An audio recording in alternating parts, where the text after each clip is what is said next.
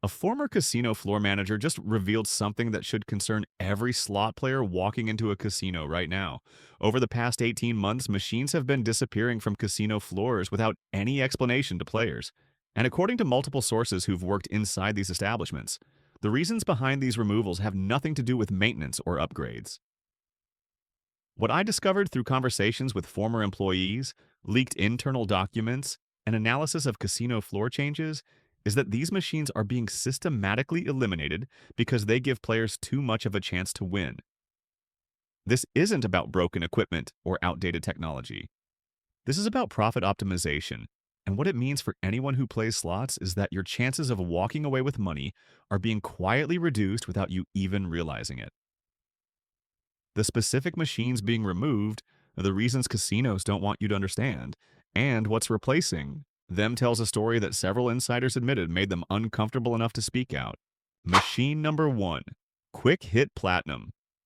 Sarah from Henderson walked into her regular casino on a Thursday afternoon in March, the same casino she'd visited twice a week for the past 4 years, and discovered that her favorite machine was gone. Not moved to a different section of the floor, not temporarily out of service. Completely removed with a different game sitting in its exact location. She asked a slot attendant what happened to the quick hit platinum machine she always played, and according to Sarah, the attendant looked uncomfortable and just said something vague about the casino updating their selection. But here's what former floor managers revealed about what actually happened to Quick Hit Platinum across multiple casino properties.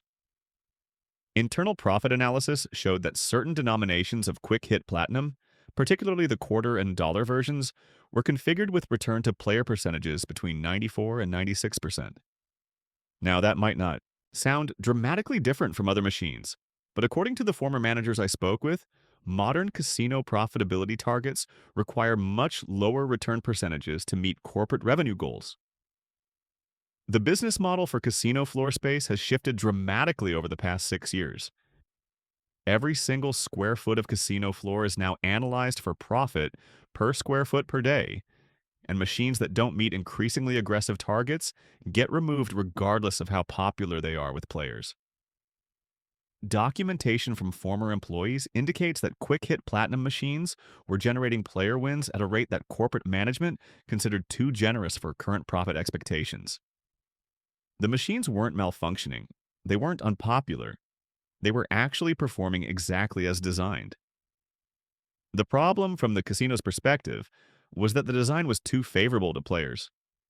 When Sarah's machine was removed, it was replaced with a game that looks similar, has comparable bonus features and visual appeal, but according to the specs that former technicians shared, operates with a return to player percentage 4 to 6 percentage points lower. That difference might sound small, but here's what it means in practical terms. If you're playing with $200, that 4 to 6% difference translates to $8 to $12 in additional losses on average. Multiply that across thousands of players and hundreds of sessions, and you begin to understand why these specific machines are being targeted for removal. What makes this particularly troubling is the lack of transparency. Casinos aren't announcing these changes. They aren't informing regular players that the machine they've been playing for years, the one they've developed a relationship with and understand the patterns of, has been replaced with a less favorable version. Sarah told me she didn't even realize for several visits that she was losing her bankroll faster than usual. She attributed it to bad luck, to variance, to just having an off week. It wasn't until she tracked her results over 2 months that she noticed her $200 stake was lasting an average of 40 minutes less than it used to on her old machine. That's not bad luck. That's mathematical probability working exactly as the replacement machine was programmed to work. And according to every former floor manager I spoke with, this is just the beginning of what's happening across casino floors nationwide. Machine number two, Blazing Sevens Progressive.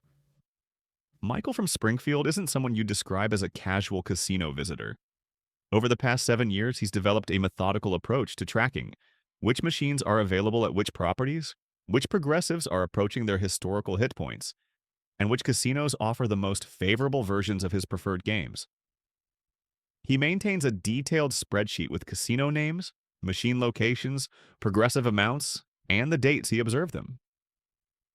It's this obsessive documentation that allowed him to notice something that most players would never catch. Between November of last year and February of this year, 11 different Blazing Sevens progressive machines disappeared from three separate casinos within a 40-mile radius of his home. These weren't machines tucked away in corners with dust on the buttons. These were prominent floor positions with consistent player traffic and progressive jackpots that had built to substantial amounts. When Michael inquired about the removals at the first casino, he was told the machines were being sent out for maintenance. When he asked again 6 weeks later, a different floor supervisor told him they were updating to newer models. But the machines never came back. And according to former slot directors who agreed to speak about these removals, maintenance and upgrades had absolutely nothing to do with the decision.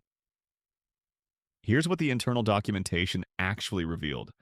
Older progressive systems like Blazing Sevens operated under contractual payout obligations that were established years ago, often a decade or more in the past, when casino risk tolerance and profit expectations were substantially different than they are today. These contracts specified maximum amounts the progressive could reach before mandatory system adjustments, hit frequencies that were calculated into the original programming, and payout structures that modern casino financial departments now consider unacceptable liabilities. Former employees shared that some of these Blazing Sevens progressives were reaching $85,000 to $120,000 before hitting. And the hit frequency, the mathematical probability of when that jackpot would pay out, created what internal risk assessments classified as excessive exposure. The concern wasn't that the machines were malfunctioning or paying out incorrectly. The concern was that they were paying out exactly as contractually designed, and those legacy obligations no longer aligned with current corporate profit models. Michael's spreadsheet showed that one particular Blazing Sevens machine had reached $92,000 when he last documented it in early November. He'd been monitoring it for 8 months, watching it climb from 47,000, calculating based on his historical data that it was entering what he called the strike zone, the range where probability suggested a hit could occur relatively soon. He was planning his next visit specifically to play that machine. When he arrived, it was gone. The replacement was also a progressive, also prominently positioned, also branded with attractive graphics and bonus features. But according to specifications that former technicians provided, the new progressive system has a jackpot cap of $45,000, roughly half of what the old Blazing Sevens could reach, and a hit frequency that delivers more frequent but substantially smaller payouts. The casino's risk is lower. The excitement of chasing a six-figure jackpot is eliminated. And players like Michael, who invest time and money specifically targeting high progressives approaching their mathematical hit probability, find their strategy completely invalidated. What Michael found particularly disturbing was discovering a pattern when he expanded his research. It wasn't just Blazing Sevens, it wasn't just his local casinos. Former employees from properties across multiple states reported that high-limit progressives with legacy payout structures were being systematically identified and removed as their contracts came up for renewal, or as corporate analysis flagged them as financial liabilities. The replacement strategy was consistent. Install newer progressives with lower caps, more frequent but smaller hits, and reduced long-term payout obligations. From a player's perspective, you're still chasing a jackpot. You're still experiencing the visual excitement of watching symbols line up and bonus features trigger. But the actual amount you're competing for has been reduced by 60 to 70% compared to what was available just 2 years ago. Michael tracked one specific instance where a player had been visiting the same progressive machine for 9 months, always asking attendants how high it had reached, always saying he was waiting for it to get close to 100,000 before he really committed his bankroll to chasing it. That player arrived one Saturday morning to find the machine removed. According to a floor attendant Michael spoke with, the player just stood there staring at the replacement machine for almost 5 minutes before walking out of the casino without playing anything.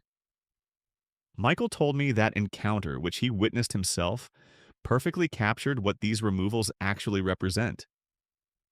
It's not just machines disappearing, it's entire player strategies, years of observation and pattern recognition, becoming instantly worthless.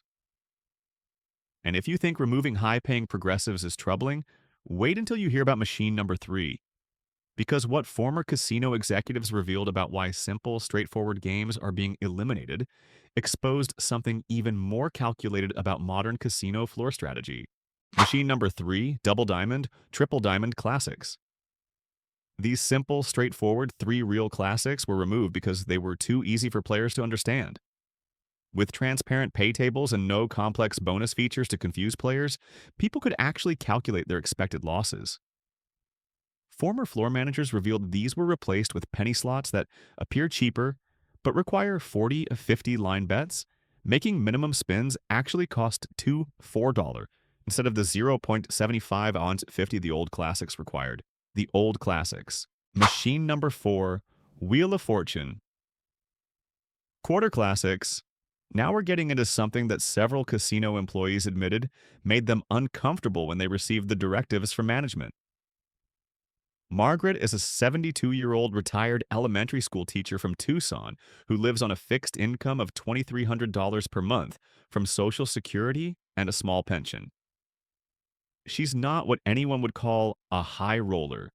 Her entertainment budget for casino visits is $20 per trip, and she typically visits twice a week, always on Tuesday and Thursday afternoons when the casino runs a promotion that gives players in the 55-plus demographic a $5 free play bonus. For 6 years, Margaret played the same bank of Wheel of Fortune quarter machines near the back corner of her regular casino. Machines where she could bet 25 cents per spin, maybe 50 cents when she was feeling particularly optimistic about her chances. With her $20 stake and the $5 promotional credit, she could usually play for 2 to 3 hours, sometimes longer, if she hit a few moderate wins along the way. She'd have a complimentary coffee, chat with the other regulars who played nearby, and treat it as her social outing for the day. According to Margaret, it was never really about winning big. It was about the entertainment value, the routine, the sense of community with other players she'd gotten to know over the years.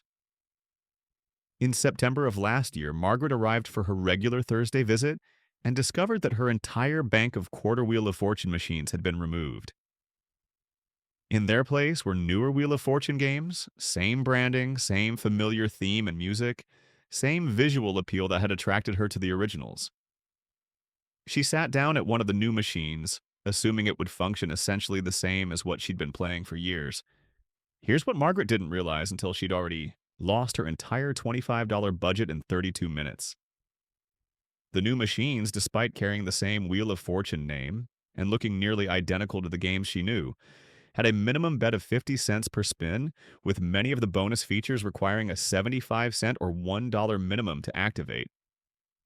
Former floor managers who worked at that specific property confirmed that the removal of the quarter denomination Wheel of Fortune machines and their replacement with higher minimum bet versions was part of what internal communications called customer base optimization. The documentation that was shared with me never used the phrase getting rid of low-value players, but according to every former employee I spoke with, that's exactly what the strategy was designed to accomplish. Players like Margaret, who were betting 25 to 50 cents per spin and making their small bankrolls last for extended periods, were occupying machines and floor space that financial analysis indicated could generate significantly more revenue with the higher minimum bet requirements. What makes this particularly calculated is how the replacement machines were selected. They maintained the same branding, the same theme, the same surface-level familiarity that players like Margaret had developed relationships with over years of play. She didn't walk up to a completely foreign game and consciously decide to play something new with higher stakes. She sat down at what appeared to be her regular machine and started playing with her usual strategy, only realizing after the fact that she was betting 3 to 4 times more per spin than she'd intended. When I spoke with Margaret 3 months after this change, she'd tracked her results carefully. Her $20 budget, which used to provide 2 to 3 hours of entertainment, was now lasting an average of 28 minutes. She was visiting less frequently because her fixed income couldn't sustain the increased loss rate. And according to her, at least 4 other regulars from her old corner of the casino had stopped coming entirely, telling her they couldn't afford to play anymore with the new machines. Former floor managers admitted that this targeting of lower denomination machines wasn't isolated to one property or one game title. Internal strategy presentations from multiple casino corporations included specific language about increasing average bet per spin across the entire customer base and reducing floor space allocation for what they termed low yield gameplay. The practical effect is that players on fixed incomes, retirees, people who treat casino visits as modest entertainment rather than high stakes gambling are being systematically priced out through machine selection that eliminates their ability to play at comfort levels their budgets can sustain. This is where casino strategy crosses into something that feels predatory, and Margaret's situation became even more troubling when I learned the actual financial impact.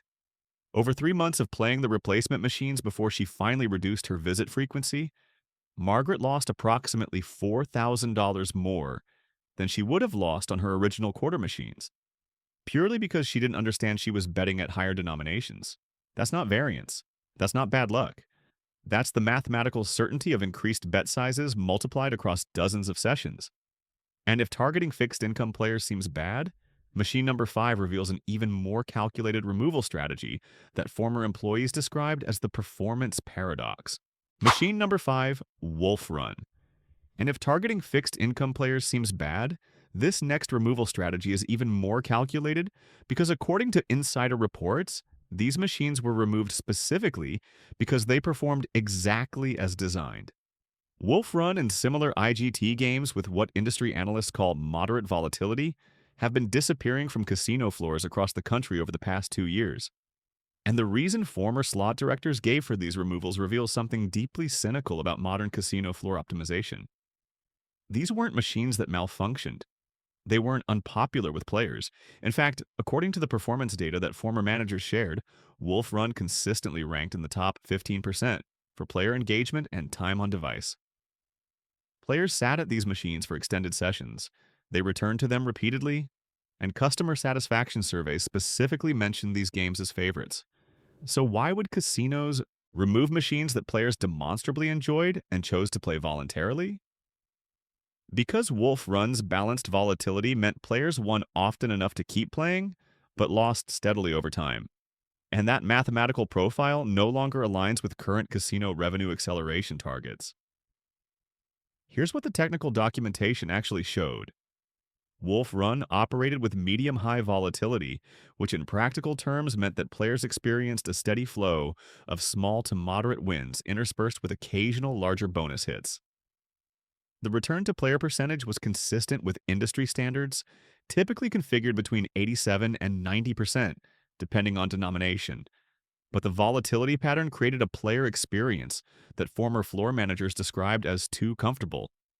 Players weren't experiencing the dramatic swings, the crushing losses, followed by exciting comeback wins that modern slot psychology is designed to manufacture. They were playing steadily, managing their bankrolls with some degree of effectiveness, and most importantly, from the casino's perspective, they were losing their money too slowly. Internal analysis that was shared with me included specific language about optimizing loss velocity. And according to multiple former employees, that phrase appeared repeatedly in communications about machine replacement strategies. The goal wasn't just that players should lose, the goal was that players should lose faster, cycle through their bankrolls more quickly, and either leave to get more money or vacate the machine for the next player. David from Sacramento kept meticulous records of his casino sessions over a 4-year period. He's an engineer by profession, someone naturally inclined toward data collection and pattern analysis, and his spreadsheets documented every visit, every machine played, every buy-in amount, and every cash-out total. For the first 2.5 years of his documentation, Wolf Run was his primary game, and his records showed that with a $200 starting bankroll, he averaged 4 hours and 12 minutes of playtime before either busting out or deciding to cash out whatever remained. His overall loss rate across dozens of sessions worked out to approximately $62 per visit, which aligned almost perfectly with the mathematical expectation given the machine's return to player percentage and his average bet size. David wasn't winning. He understood the math. He knew he was paying for entertainment. But the rate at which he was losing felt sustainable and aligned with what he budgeted for his casino hobby. Then, in February of last year, His regular casino removed all 6 Wolf Run machines from the section where he typically played. The replacement machines were also IGT titles, also branded with appealing themes and quality graphics, also offering bonus features and free spin rounds. David sat down at one of the replacements and played his usual strategy, same bankroll, same bet sizing, same approach to when he'd walk away. According to David's records, his $200 bankroll lasted 1 hour and 37 minutes. He attributed the first session to variance, to the normal swings that any player experiences. But over the next 8 sessions across 4 weeks, a pattern emerged in his data. His average playtime had dropped to 1 hour and 43 minutes, and his average loss per visit had increased to $118. That's not a small difference. That's his entertainment dollar being consumed at nearly double the rate it had been on Wolf Run. When David analyzed what had changed, the answer was volatility profile.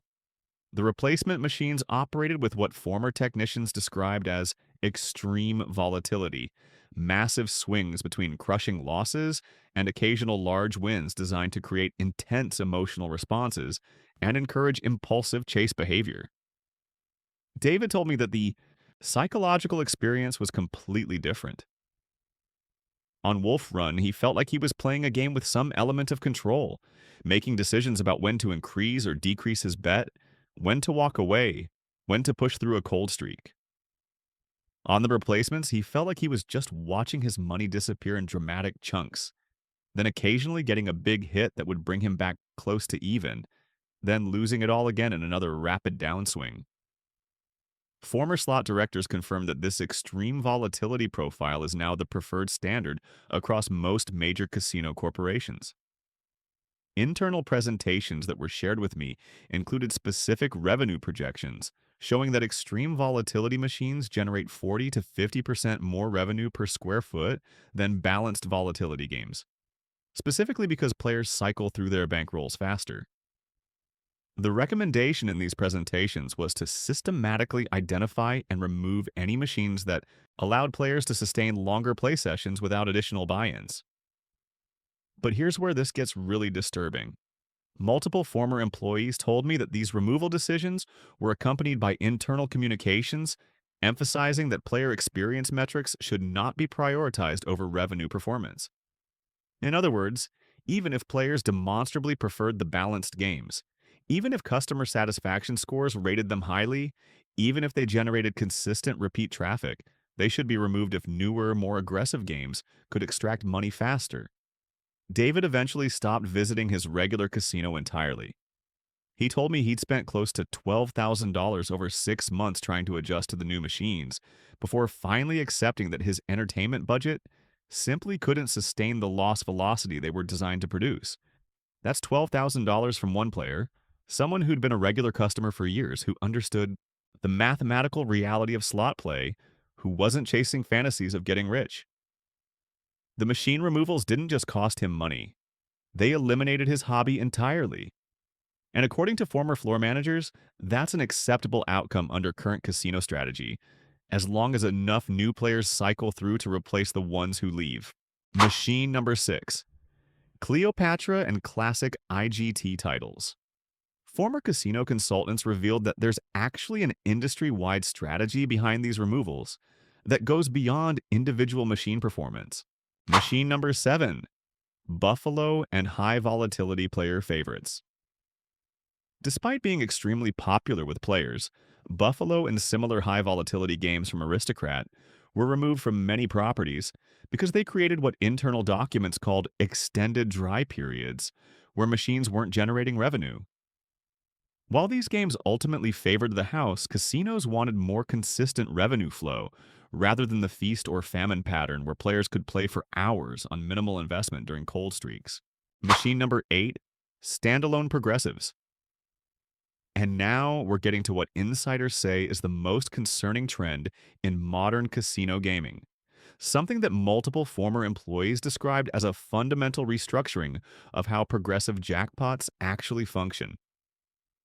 If you've walked through a casino floor in the past 18 months, you've probably noticed those massive digital displays advertising progressive jackpots that have climbed into seven figures. Numbers like 1.2 million or 2.8 million flashing above banks of machines with names like Mega Fortune or Grand Jackpot Empire.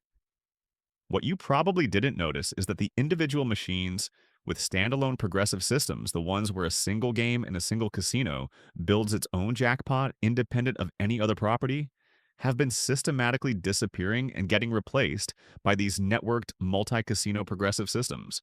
According to industry insiders who worked on the technical implementation of these transitions, this shift represents one of the most player unfavorable changes in modern slot history, and casinos are counting on players not understanding the mathematical implications of what networked progressives actually mean for their chances of winning.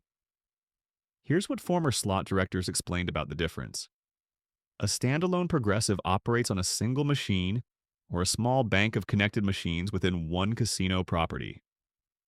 Every dollar that goes into that specific machine or that specific bank contributes to building that jackpot. And the hit frequency, the mathematical probability of when that jackpot will pay out, is calculated based solely on the play volume of that individual location.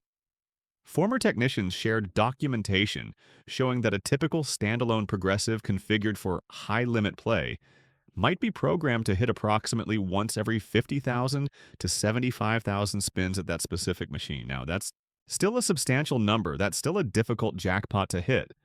But the critical factor is that your play directly contributes to the progressive pool you're actually competing for. And the odds are calculated based on a player pool you can observe and estimate. Networked progressives function completely differently. These systems connect hundreds or sometimes thousands of machines across multiple casino properties, sometimes across multiple states, into a single shared jackpot pool.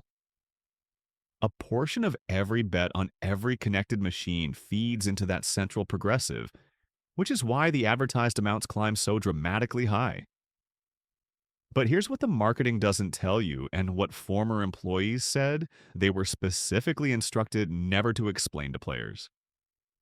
Your odds of actually hitting that networked progressive are exponentially lower than hitting a standalone progressive of comparable play volume. The technical documentation that was shared with me included specific probability calculations. A networked progressive system connecting 500 machines across 20 casino properties might be programmed to hit once every 8 million to 12 million total spins across the entire network. You're competing against every player at every connected machine across every property, and your individual play represents a microscopic fraction of the total volume going into that system.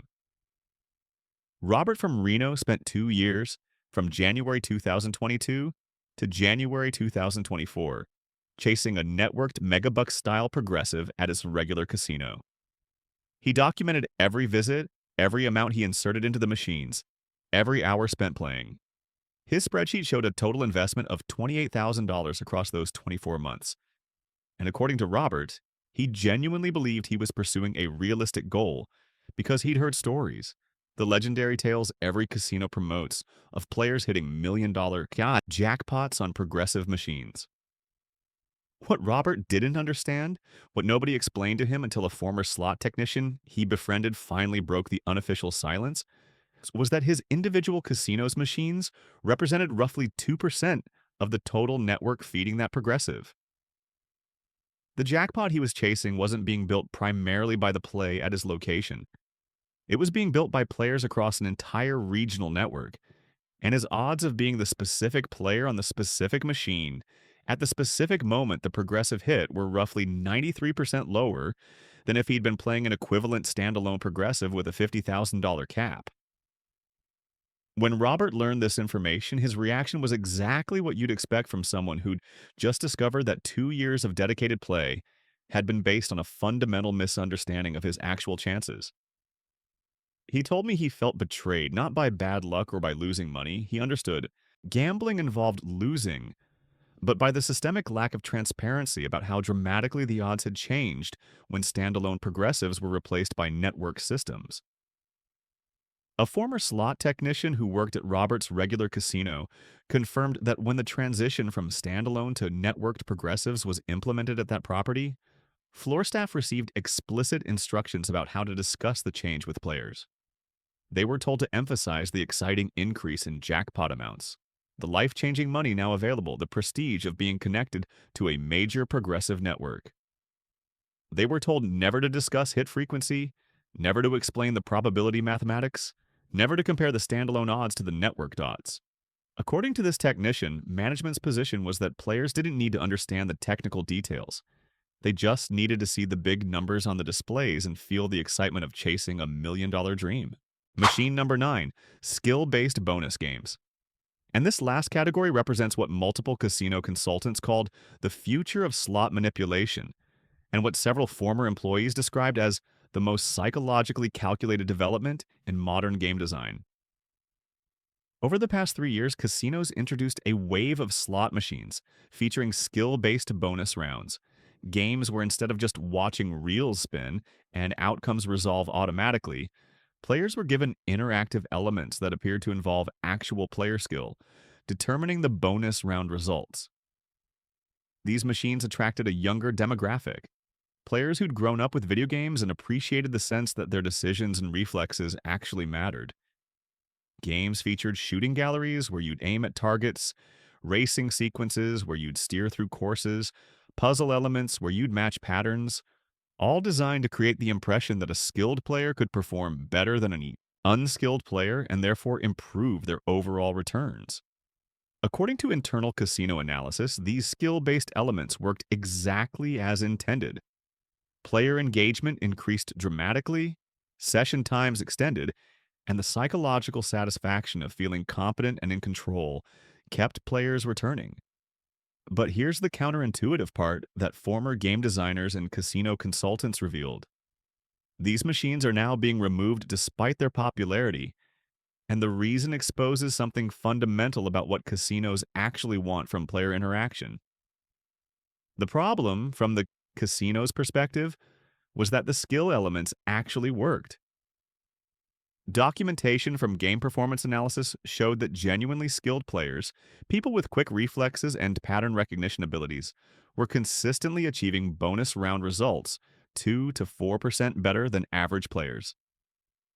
That might not sound like a dramatic advantage, but across hundreds of sessions, skilled players were approaching overall return to player percentages of 95 to 98% on certain titles.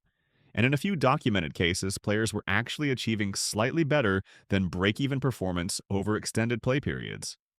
Former casino executives admitted that this was completely unacceptable under current operational models. The fundamental principle of modern slot design is that no player skill, knowledge, or ability should provide any meaningful advantage over house odds. Every player should lose at essentially the same rate, regardless of their competence, experience, or decision-making. Skill-based games violated that principle, so despite their popularity, despite their success at attracting younger players, despite their innovative gameplay, they're being systematically replaced. But here's where this becomes truly insidious. The replacement machines look skill-based, feature the same interactive bonus rounds, the same shooting galleries, and racing sequences and puzzle elements, but according to former game programmers who worked on these newer titles, the skill components are completely illusory. The outcomes are predetermined by random number generation before the bonus round even begins, and the interactive elements you're participating in are pure theater. You're aiming at targets in a shooting gallery, but the hit detection isn't actually based on your aim. The game has already decided you'll hit 7 out of 12 targets, and which specific targets register as hits is just visual presentation of that predetermined result. You're steering through a racing course, but your actual path and finishing position are cosmetic overlays on an outcome that was calculated the instant the bonus triggered. Jessica from Portland is a former competitive video gamer who brought genuine skill to these machines. She consistently achieved top-tier results on the original skill-based games, and her tracked returns over 18 months showed she was maintaining a 96.3% return to player rate. When those machines were replaced with the pseudo-skill versions, Jessica didn't immediately realize anything had changed. The games looked identical, played similarly, featured the same bonus rounds she'd mastered. But over the next 6 months, she lost $15,000, and her meticulous tracking showed her return rate had dropped to 83%. The skill she'd developed was now completely worthless. But the game still presented itself as skill-based, still made her feel like she was controlling outcomes, still maintained the psychological satisfaction of interactive play. Former game designers told me this represents the future direction of slot development.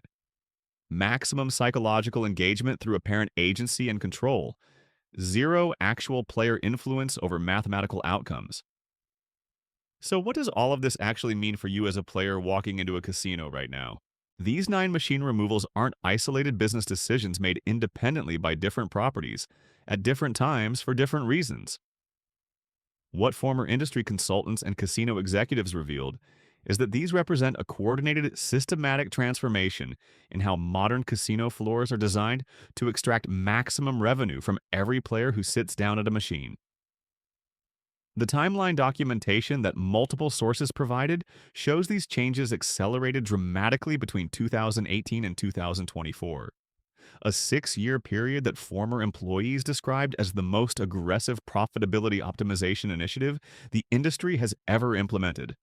The driving forces behind this transformation aren't difficult to identify once you understand the corporate structure of modern casino operations. Major casino corporations now operate under ownership models that demand quarterly revenue growth, year-over-year profit margin increases, and return on investment metrics that treat every square foot of casino floor space as a mathematical equation that must be continuously optimized. Floor space costs have increased substantially as property values and operating expenses have climbed, which means every machine occupying that space must generate proportionally higher revenue to justify its existence. But the most significant factor, according to every former analyst I spoke with, is the advancement of data collection and analysis capabilities that allow casinos to identify with extraordinary precision exactly which machines, which configurations, which volatility profiles, and which betting structures allow players to win too much or lose too slowly. Industry analysts who worked on these data projects shared reports suggesting that average slot floor return to player percentages have dropped 3 to 5 percentage points industry-wide over the past 6 years purely through strategic machine replacement. That's not a regulatory change. That's not a modification to how machines are programmed within their approved ranges. That's simply the calculated removal of machines on the higher end of the return spectrum and their replacement with machines on the lower end. What this means for you financially is straightforward mathematics. A player walking onto a casino floor today with a $1,000 gambling budget will lose on average $30 to $50 more than that same player would have lost 6 years ago playing comparable games for comparable time periods, simply because the machine mix has been systematically adjusted to reduce player advantage. The psychological evolution is equally significant. Modern machines are being optimized not just for lower return percentages, but for maximum confusion, disorientation, and impulsive decision making. The removal of simple games eliminates player mastery. The elimination of flexible betting structures removes player agency. The transition to networked progressives obscures true probability. The implementation of pseudo-skill features creates illusions of control while delivering predetermined outcomes. These changes aren't limited to Las Vegas Strip properties or exclusive high-limit rooms. Former employees from regional casinos and secondary markets, from tribal gaming properties in rural areas, from interstate gaming facilities in newly legalized markets, all reported receiving similar strategic directives from management. This is industry-wide transformation, and it's accelerating. Here's what you need to understand about the practical implications. That new machine replacing your favorite game isn't an upgrade. It's almost certainly less favorable in terms of return percentage, betting structure, or volatility profile. Higher minimum bets are being systematically disguised through forced line configurations that make games appear to be low-stakes penny slots, while actually requiring dollar or multi-dollar minimum wagers. Networked progressives advertising 7-figure jackpots offer dramatically worse odds than the standalone progressives with $50,000 caps that used to occupy those same floor positions. Skill-based bonus features that appear to reward player competence are increasingly illusory, with outcomes predetermined regardless of your performance. There are specific red flags you should watch for when you walk onto a casino floor. Sudden removal of popular older machines almost always means replacement with less favorable configurations. New machines carrying the same brand name or theme as games you're familiar with are often completely different in terms of minimum bets, line requirements, and return settings. Games that force higher line counts than their predecessors are extracting more money per spin, while disguising that increase behind familiar branding. Progressives that advertise multi casino network connections provide worse odds despite their impressive jackpot displays. Former employees who spent years working casino floors shared practical guidance that contradicts what most players assume. Older machines, when you can still find them, generally offer more favorable odds than newer replacements. Simpler games with straightforward mechanics typically provide better return percentages than complex multi feature games with elaborate bonus systems. Standalone progressives, which are becoming increasingly rare, offer substantially better hit frequency than networked systems. Quarter and dollar denominations on classic game titles usually provide the best return configurations, though these are exactly the machines being targeted for removal. The uncomfortable truth that multiple former floor managers admitted is that as these favorable machines disappear from casino floors, whatever small advantages knowledgeable players once had through machine selection and game familiarity are being systematically eliminated. Now you understand what's now you really happening on casino floors, the strategic decisions being made in corporate offices that directly impact how quickly you'll lose your money and how little transparency you'll receive about those changes.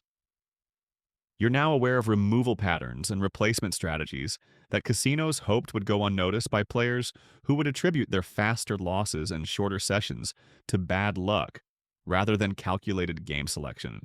Several former employees who contributed information to this investigation told me they wished someone had informed players years ago when these changes were just beginning, before an entire generation of favorable machines disappeared. I am continuing to track these removals as they happen, and will update you as I learn more about which machines are being targeted next and what's replacing them. Subscribe so you don't miss future investigations, because this information could save you thousands of dollars over time simply by understanding what you're actually sitting down to play.